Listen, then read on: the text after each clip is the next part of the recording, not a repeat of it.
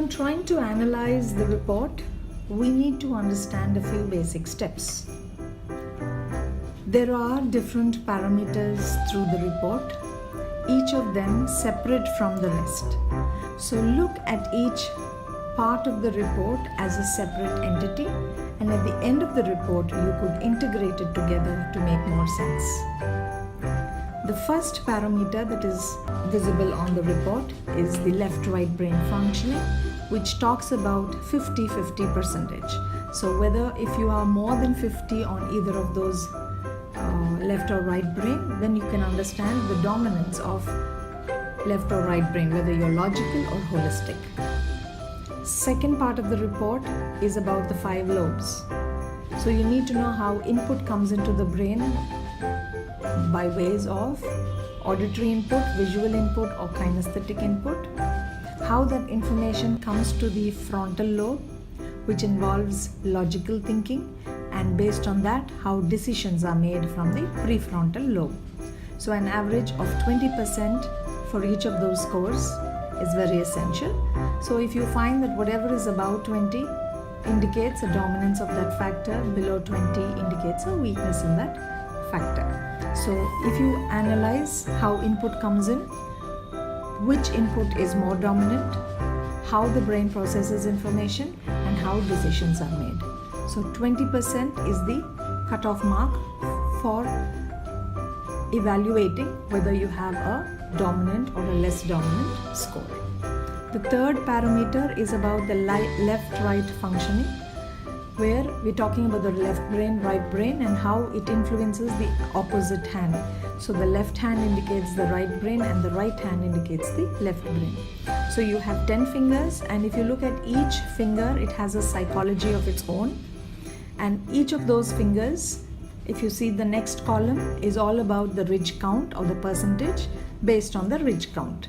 So higher the ridge count, sharper would be the intellect of that person, or sharper would be that particular ability. And you see after that you have ranking, where you have first rank being your most dominant strength and 10th rank being your most weak strength compared to the other strengths. And onto the other next column you would see a pattern which shows what kind of fingerprint pattern you have, which also indicates a certain kinds of characteristics or traits.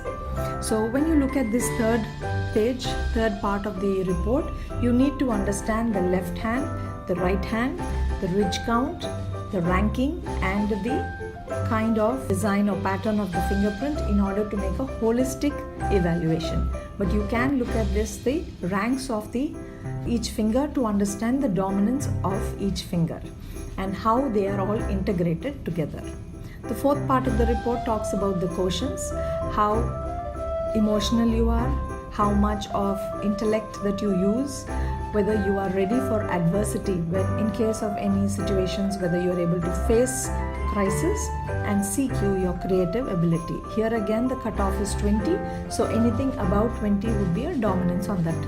The fifth talks about TFRC, the total finger ridge count. There's a tabular chart given in the report itself where you can understand how fast you learn or how much more inputs is necessary for you to learn effectively. The sixth part of the report talks about whether you are a motive learner or a reflective learner. So whether you jump to action based on the opportunities that are there in life, or whether you think over everything before you take the first step forward. So again here 50-50 would be the percentage. Anything above 50 would be that particular area dominance. The seventh aspect talks about bird personalities, main birds, the dove, owl, peacock, eagle, and the percentage on that will reveal the strength or dominance of that particular personality. The eighth parameter talks about what kind of a learner you are, or the whole brain learning, where again it will be influenced by the personality traits that you have and what kind of a person and how do you go about learning in life. So looking at the percentage, you will understand the dominance of that particular trait. Ninth, when you come to the multiple intelligences, since there are 8 multiple intelligences, a score of 10 is the average. Everything above that is your strength, and you will know that those are the areas in which you can venture out to start off a career. The 10th aspect talks about the environment, and here again, looking at the dominance of the scores, you can analyze what kind of an environment would be best suited for you. The 11th and 12th parameters would be about education. What are the different educational streams that are available and which would suit you more? And 12th would be what kind of career, the top 3 careers which would be ideal for a person who's taken that report.